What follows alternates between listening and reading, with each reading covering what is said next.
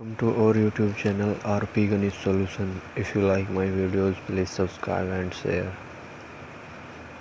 देखो इसमें कह रहा है कि प्रश्न 1 में दिए प्रत्येक समुच्चय युग्म का सर्वनिष्ठ समुच्चय ज्ञात कीजिए। सर्वनिष्ठ का मतलब इंटरसेक्शन ज्ञात करना, मतलब जो कॉमन समुच्चय होता है, कॉमन अवयव होता है। तो जो अध्याय 1 में प्रश्न 1 में दिए, तो प्रश्न 1 हुए, तो इसमें जो जितने ये इधर भी सवाल दिए हैं उनके क्या निकालने, इंटरसेक्शन निकालने। तो हमने सवाल नोट कर लिया है, इसे समझते हैं अच्छे से। इन्होंने देखो x का मान कितना दिया 1,3,5, y का दिया इतना, तो हमें क्या निकालना है, इनका x इंटरसेक्शन y निकालना। अब मैंने बताया उल्टी तरफ से गिलास उल्टी तरफ से रखोगे तो कमी संख्याओं पर रखा जाएगा, मतलब क्या लेना हमें, कॉमन। अब कॉमन देख लो क्या क्या है, 1 इसमें है, 1 इसमें भी है, तो 1 कॉमन हो गया, कॉमन लगा दो। 2 इसमें है, इसमें नहीं है, तो 2 तो यहाँ आगा नहीं। 3 इसमें है, इसमें भी है, तो 3 लिख दो। 5 इसमें है, इसमें नहीं है, तो यही क्या हो जाएगा हमारा आंसर। क्लियर, सिंपल सा क्वेश्चन है। अगला देख लो। इसमें देखो थोड़ा इसे समझ के करेंगे, वैसे तो मैं उसमें समझा चुका हूँ, तो फिर भी देख लो। इसमें कह रहा है a इक्वल टू x:x एक प्राकृत संख्या है और 3 का गुणज है। तो अभी मैंने तुम्हें इसमें बनवाया था, इसका दूसरा पार्ट देख लो। सेट a में क्या बनेगा, x:x 3 का गुणज और प्राकृत संख्या है, तो 3 का गुणज 3, 6, 9। और कहीं तक संख्या फिक्स करी नहीं कि इतने तक जाना हमें, तो वहीं पर रोक देते हैं, अभी ऐसे ही चलते रहेंगे आगे तक। बी में कह रहा है x:x संख्या 6 से कम एक प्राकृत संख्या है। तो जो बी सेट बनेगा वो क्या बनेगा, 6 से कम प्राकृत संख्या। प्राकृत संख्या कौन सी हो, 1, 2, 3, 4, 5। लेकिन इसने क्या कहा 6 से कम, तो यहाँ 6 शामिल नहीं है, ठीक है ना। इसमें तो प्राकृत संख्या आई थी, और प्राकृत संख्याओं में भी क्या था, 3 के गुणज थे, तो 3 के गुणज उठाने थे, और संख्या सीमित थी नहीं कि कहाँ तक। इसमें फिक्स था कि 6 से कम कम होनी चाहिए। तो इनका इंटरसेक्शन निकाल लेते हैं। ए इंटरसेक्शन बी क्या होगा, दोनों में क्या कॉमन आ रहा भाई, इसमें तो गाड़ी 5 तक जाकर रुक गई, इसमें 3 से शुरू हुई है, तो ध्यान से देख रहे होंगे तो केवल और केवल 3 ही कॉमन आ रहा है इसमें। तो ये क्या हो जाएगा हमारा इंटरसेक्शन। तो दूसरा सिंपल सा था। तीसरा देख लो। अच्छा, दूसरा तो मैंने छोड़ दिया, दूसरा तो मैं करना ही, तीसरा सवाल था, ठीक है ना। दूसरा सिंपल सा है, AEIOU, और बी में है ABC, तो उसे तो तुम कर ही लोगे, डू योर सेल्फ, ठीक है। तीसरा हो गया। चौथा देखो, x एक प्राकृत संख्या है, और कंडीशन भी दे दी x की कि x क्या है, 1 से तो बड़ा है, और 6 के इक्वल है, और 6 से छोटा है। मीन समझो चौथे में इसके a बराबर जो x के जो मान है वे क्या है, 1 से बड़े हैं, और प्राकृत संख्या तुम्हें पता होनी चाहिए कौन सी होती है, 1, 2, 3, 4, 5, 6, 7, 8, और कहाँ तक, इन्फिनाइट तक होते हैं ये, अनंत तक, ठीक है ना। अब इसमें क्या कहा कि 1 से तो बड़ा हो, तो 1 से बड़ी अगली प्राकृत संख्या 2 है, तो 2 उठा लो। फिर अगली कितनी है, 3 उठा लो। फिर 4 उठा लो। फिर 5 उठा लो। फिर 6 उठाएंगे क्या, देख लेते हैं। 6 उसने क्या कहा कि 6 के भी इक्वल है, तो इसका मीन्स क्या था, जो x के मान आएंगे, 2 आया तो देखो 1 से बड़ा है, 6 से छोटा है। 3 आया तो 1 से बड़ा है, 6 से छोटा। 4 आया तो 1 से बड़ा, 6 से छोटा। 5 आया तो 1 से बड़ा, 6 से छोटा। जब 6 आया तो 6 1 से बड़ा और 6 के बराबर, वही वो कह रहा था। अगला देख लेंगे बी में देखते हैं क्या कह रहा। बी में कह रहा है कि x एक प्राकृत संख्या है और 6 से बड़ा है x, और 10 से छोटा है। तो प्राकृत संख्या है, प्राकृत संख्या x से बड़ा, क्या क्या बची, 7, 8, 9। अब इनमें देख लेते हैं ए इंटरसेक्शन बी क्या निकलेगा। ए इंटरसेक्शन बी क्या है, दोनों में कॉमन, बताओ जल्दी ध्यान से देख के। क्या है भाई, इसमें कौन सा एक अवयव छुपा है, इसमें कौन सा एक अवयव छुपा है, पाई छुपा है ना। पाई इस समुच्चय में भी होता है, पाई इसमें समुच्चय, प्रत्येक समुच्चय में पाई तो होता ही होता है। तो यू क्या हो गया हमारा आंसर, ठीक। 5वां तो खैर तुम अब जब यू कर लिया तो 5वां तो नहीं कर लोगे। क्या है इसमें 1, 2, 3, और सेट बी में क्या दिया, 5, तो दोनों में क्या कॉमन है, ए इंटरसेक्शन बी क्या होगा, 5 तो होगा भाई। क्लियर। चलो अगले क्वेश्चन देखते हैं। देखो क्वेश्चन नंबर 6 में कह रहा है ए बराबर इतना है, बी बराबर ये मान है, सी बराबर ये मान है, डी बराबर इतना है, तो निम्नलिखित ज्ञात कीजिए। पहला क्या निकालना, हम ए इंटरसेक्शन बी निकालना। तो पहले पार्ट में निकालना ए इंटरसेक्शन बी, इसलिए ये मैंने लिख लिए। अब ए इंटरसेक्शन बी, इसका क्या मीन्स है कि कॉमन लेना। अब ए इंटरसेक्शन बी निकाल दो। इसमें 3 है, इसमें नहीं है। 5 इसमें नहीं है। 7 इसमें है, तो 7 आ गया एक तो। और 9 इसमें है, 9 इसमें भी एक, 9 आ गया। 11 इसमें, 11 भी आ गया। और 13 इसमें है, इसमें नहीं है, तो यही कॉमन आएंगे। इन्हें क्या कर दो, मझले ब्रैकेट में क्या लगा दो, कॉमा, यही क्या हो गया हमारा ए इंटरसेक्शन बी हो गया। सिंपल से सवाल हैं, इसे निकाल दोगे ईजिली, इसे मैं बता रहा हूँ। तीसरा पार्ट समझ लो। तीसरे पार्ट में हमसे निकलवा रहा A intersection C intersection D, A intersection C intersection D.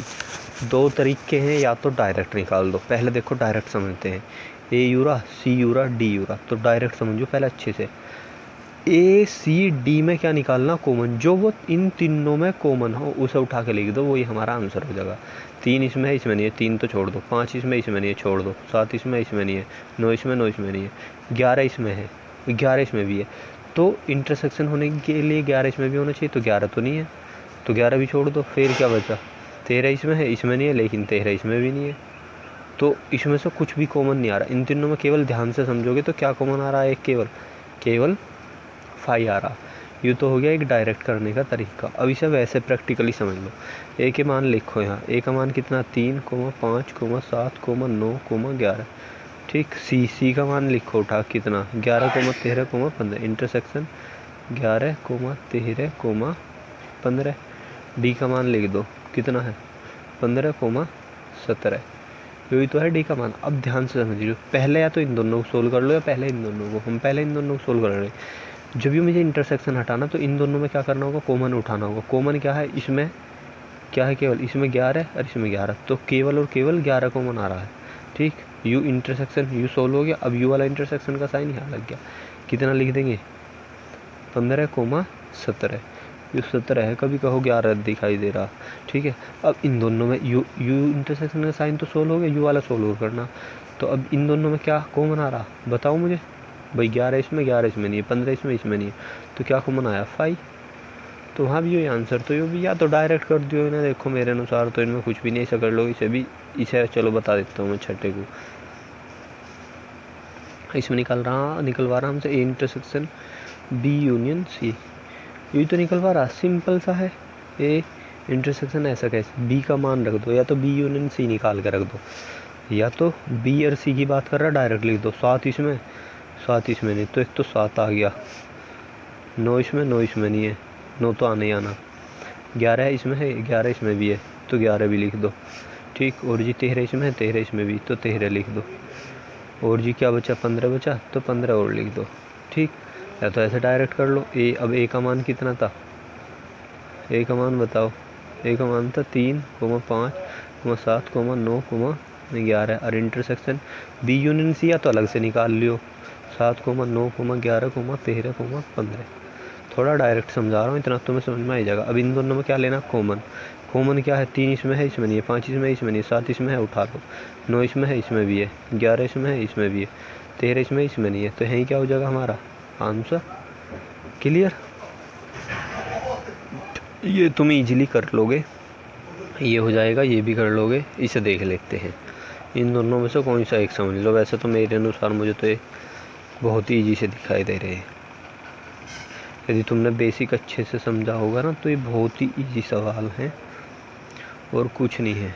ठीक है। और इन्हें शुरू से करते लाओगे तो बहुत ईजीली हो जाएंगे। अब ए इंटरसेक्शन बी निकाल लो। ए यूरा बी यूरा, डायरेक्ट ही करते हैं। ए यूरा बी यूरा। ए इंटरसेक्शन बी का मतलब क्या है, ए और बी में जो कॉमन है। कॉमन क्या है, 3 इसमें, इसमें नहीं। 5 इसमें, इसमें नहीं। 7, 9, 11। 7 इसमें, इसमें 9 इसमें, 9 इसमें 11, 11 इसमें। 13 इसमें था, इसमें नहीं। तो ए इंटरसेक्शन बी कितना आ गया, 7, 9, 11। बस। इंटरसेक्शन का साइन ऐसा कैसे, B union C. B union C वैसे तो अभी हमने निकाला था, पर दोबारा निकाल लेते हैं। 7 इसमें है, इसमें नहीं है, तो 7 तो लिखा ही लिखा जाना।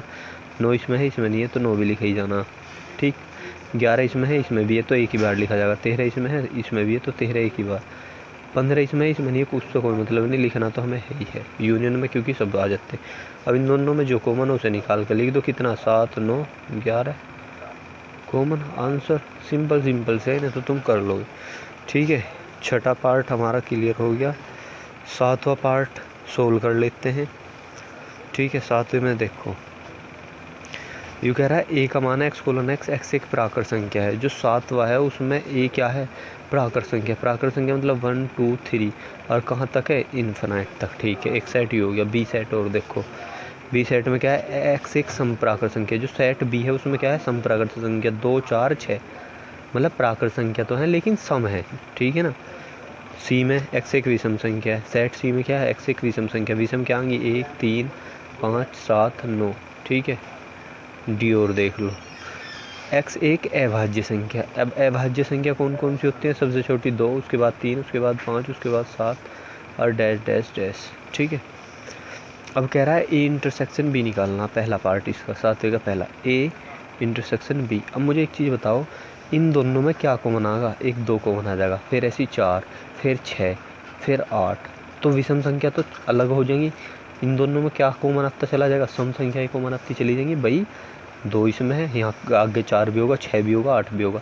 तो इंटरसेक्शन में क्या आता है? कॉमन चीज़ जुट के आती है। तो ए इंटरसेक्शन बी में क्या आ जाएगा पहले के? उसमें 2, 4, 6 यही तो आती चली जाएंगी। या हम इन्हें इन्हीं की फॉर्म में, समुच्चय निर्माण फॉर्म में क्या लिख देंगे कि A intersection B is equal to, इसे ऐसे लिख दें x कोलन एक्स। एक्स क्या है? x एक समप्राकृत संख्या है, समप्राकृत संख्या है। सोल्व, बस इतना सही है। ठीक है ना। अब अगला देख लो, ए इंटरसेक्शन सी सेम ही है, दूसरा जो पार्ट है वो भी सेम ही पार्ट है।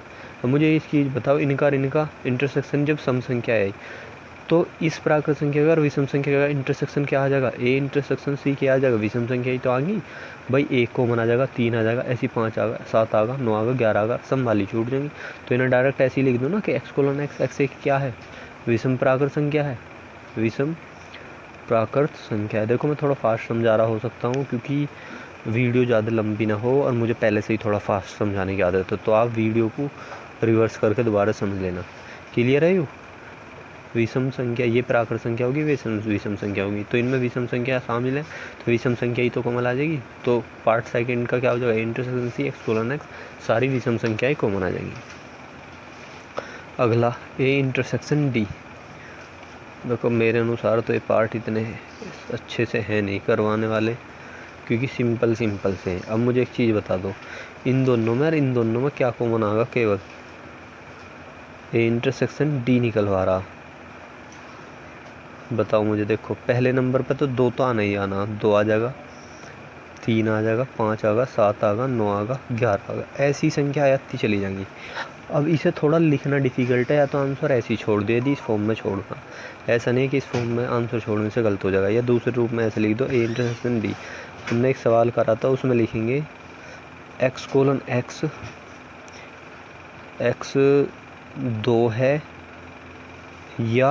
या अभाज्य संख्याएं हैं। या हो इसे ऐसा करने की ज़रूरत क्या है? इसे डायरेक्ट नो लिख देंगे ना। A intersection D is equal to 2, 3, 5, 7, 9, 11 क्या है ये? एक्स कोलन एक्स, एक्स एक एक्स कोलन एक्स, एक्स एक क्या है? विषम अभाज्य संख्या, अभाज्य संख्या है भाई। उन्हें छोड़ के यही तो बचेंगी, 2, 5, 7, 9, 11, सिंपल सी।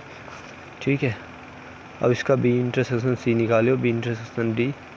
मैं ही कर रहा हूँ इन्हें पार्टों को, और वीडियो काफ़ी लंबी हो जाएगी। चलो मैं ही कराता हूँ। अब निकालना है बी इंटरसेक्शन सी। बी कौन सी थी? बी ये सम संख्या है, सी ये संख्या है। तो इन दोनों में और इनमें क्या कुछ कॉमन आएगा? भाई इसमें तो सारी 2, 4, 6, 8, 10 आती चली जाएगी। इसमें 1, 3, 5, 7 विषम, मतलब एक छोड़ के एक आती चली जाएगी। तो इनमें क्या कॉमन आएगा? केवल 5 कॉमन आएगा। अगला देखो, अब हमसे निकलवा रहा है बी इंटरसेक्शन डी। जो अगला पार्ट है उसमें बी इंटरसेक्शन डी निकलवा रहा है। तो इस बी में ये क्या है? बी जो है ये सम संख्याएँ हैं और ये भी सम संख्याएँ हैं। तो ध्यान से देखोगे तो सम संख्याओं में केवल एक शुरू में ही 2 कॉमन आ जाएगा। इसके अलावा आगे कहीं भी कॉमन नहीं आएगा, क्योंकि आगे सारी इसमें सम संख्याएँ आएंगी और यहाँ से 2 के बाद इसमें सारी विषम संख्याएँ आएंगी। और विषम संख्या और सम संख्या कोई कॉम्बिनेशन नहीं होता। तो इसमें क्या आ जाएगा? केवल 2 कॉमन आ जाएगा। अगला पार्ट देख लेंगे जो हम सभी है। इसमें कह रहा है सी इंटरसेक्शन डी निकाल दो, सी इंटरसेक्शन डी। अब सी क्या था हमारा? 1, 3, 5, 7। इसमें क्या था? 2, 3, 5, 7। तो ध्यान से देखोगे 2 छोड़ के 1, 3, 5, 7, 9, 11 ऐसी संख्याएँ आ जाएंगी। लेकिन क्या आएंगी? इसमें कुछ ऐसी संख्याएँ भी आएंगी जैसे 27 आ गया या 15 आ गया। 15 ये विषम संख्या होंगी, लेकिन 15 इसमें शामिल नहीं होगा। क्यों? क्योंकि इसमें क्या आएंगी? अभाज्य संख्या आएंगी। तो इन दोनों में केवल ध्यान से देखोगे कौन कौन सी संख्याएँ आएंगी सी इंटरसेक्शन डी में। 3 आएगा, 5 आ जाएगा, 7 आ जाएगा, 9 नहीं आने क्योंकि 9 कटता है, 11 आ जाएगा, 13 आ जाएगा। तो इन्हें क्या कहते हैं? अभाज्य संख्याएँ। अब इन्हें अभाज्य संख्याएँ तो कहते हैं, लेकिन इनमें एक संख्या नहीं है, 2 नहीं है।